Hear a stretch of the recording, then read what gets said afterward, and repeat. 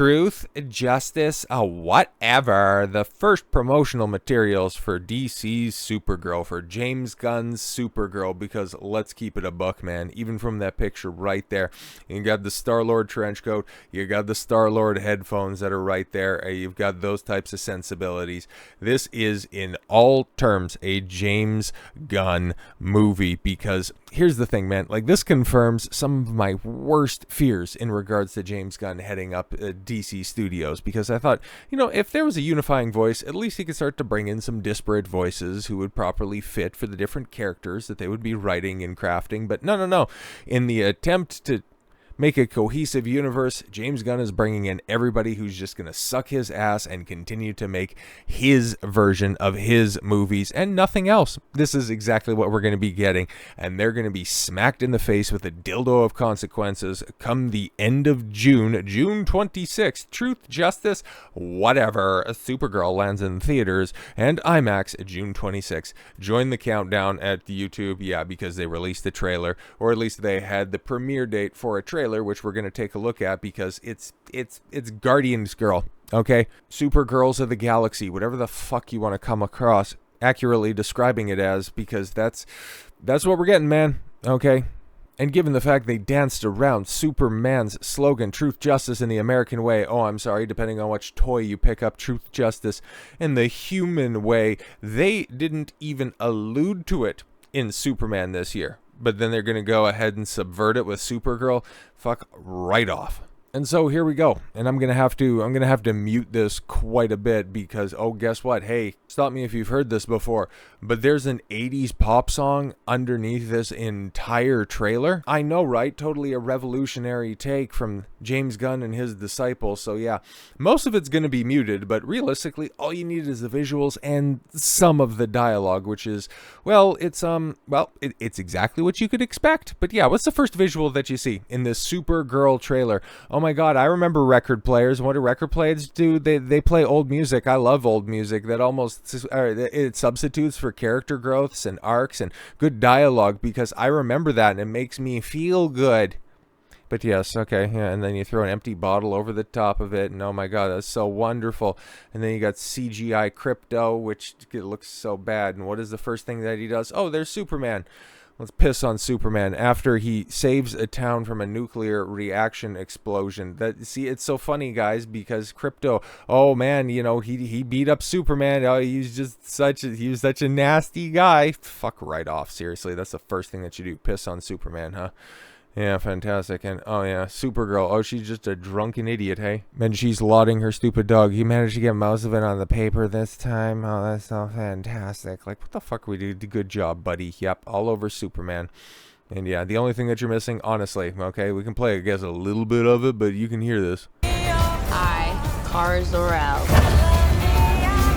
Yeah, see, she got Call on Me, because, oh my god, it's a Blondie song, and Supergirl's blonde too, and if you call on her, she'll show up, but she's not going to be the hero that you guys expect, right? This is a ragtag group of characters, and some of that CGI looks really bad, okay, but then she got, okay, cool, so she's taking a shot, and she's 23 years old, and yeah, she's going to be just a drunk party girl. Great, fantastic, okay.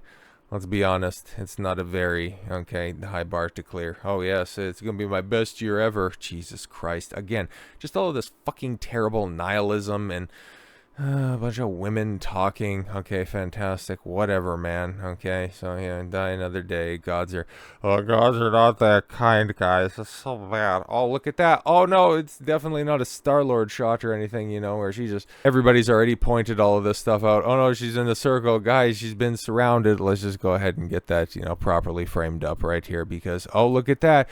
Oh no, she's on a red sun, or she's on a planet with a red sun, so that means she's slightly depowered, so she's not going to completely and totally kick the ass of everybody. What's she gonna do? But because there's a conspicuous amount of white guys with bald heads, I mean, it's probably not gonna be that difficult for her, but still, okay. So, okay, this doesn't look like this is gonna end well. No, it probably is, because unfortunately, James is not gonna give you the Superman treatment, or whoever, Craig Gillespie and Anna Nagara, I think she wrote the screenplay for this, which James gave his seal of approval. But yes, okay. So they got a bunch of faceless grumbles that are down there, and they're just gonna get beat up. It's a pretty small group of two, yes, and oh yeah, we're gonna try to rebuild the relation. Oh, and see, oh my God, guys, Lobo. You remember Lobo? You remember Jason Momoa? We got a sneak peek at Lobo. He looks comic book accurate, so that means that this is gonna be a good movie, right? Because he looks like Lobo. Okay, so yeah, what Superman? Oh, okay. He sees the good in everyone. Oh, here it is, guys, and I see the truth. Oh, see, look at. Oh, she's so awesome, guys. She isn't idealistic. She's a realistic person because hey, man, that's what this world needs right now. It's just fuck right off, man. This looks it's so trash. It's so trite. It's exactly what falls in line with Gunn's sensibilities. But hey, at least this one's being received at this point in time decently well. 314,000 upvotes to 24,000 downvotes and 8.8 million views in the first day. Interesting. That's you would hope that there would be more, but then again, we're probably going to be going back to that line, especially when the box office results start to come in, because the marketing has begun, because James Gunn says the Supergirl, holy fuck, is finally allowed to be messy like male superheroes have been for a while. Fucking Jesus Christ, man. Take a look at your own girls in Guardians of the Galaxy, my guy, okay? Because, Wonder Woman, she wasn't messy like that. But if you keep on comparing yourself to everybody else, you're always going to end up falling short. So just say what you want to say. This is the Supergirl that I wanted to make. It appeals to my sensibilities, and you fuckers are going to like it. Kara Zor-El introduced herself, last summer by crashing into the Fortress of Solitude and asking the host why he moved the door. Asking the host to the Fortress... fucking Christ, you guys are trying to avoid spoilers. But you name drop the Fortress of Solitude. She took a more polite path to the fore last Sunday in the basement in the New York City hotel, emerging onto a small stage, wide-eyed and slightly amused. It's gonna happen. Shit, said Zor-El, as a given human form by Millie Alcock. You can forgive the actress her wonderment. Supergirl has been a long flight to the present, having begun development in 2018, Gunn postponed amid the pandemic in 2022, and scrapped by new Warner Brothers Discovery chief David Zaslav in 2022, and then retooled as part of James Gunn's new vision for the DCU. So long ago that did all of this start. That House of the Dragon star wasn't even initially cast as a character. The honor belonged to, Sasha Calle, who appeared in 2023's The Flash, Supergirl, but we don't talk about that. Well, with Alcock and the directorial hand of Craig Gillespie, I, Tonya, and several other pieces of shit on board for the film now shot, Supergirl could finally begin its slow marketing rollout ahead of theatrical releases June 26th. But yes, it follows the events of Supergirl Women of Tomorrow by Tom King, which is, exactly what we seen in that teaser trailer right there. It's her shepherding around a little young girl to see the idealistic world through, a younger set of eyes, but, she being a grizzled veteran of 23, although she's significantly older because of the events that led to Supergirl crashing to Earth before Superman, but being awakened before the age of Superman's maturity. That's what we're talking about here. But this is really an anti-hero story. Oh, fuck off. She's got a lot of demons, a lot of baggage coming into this, which is very different forms of where Superman is in his life, Gillespie told the New York crowd.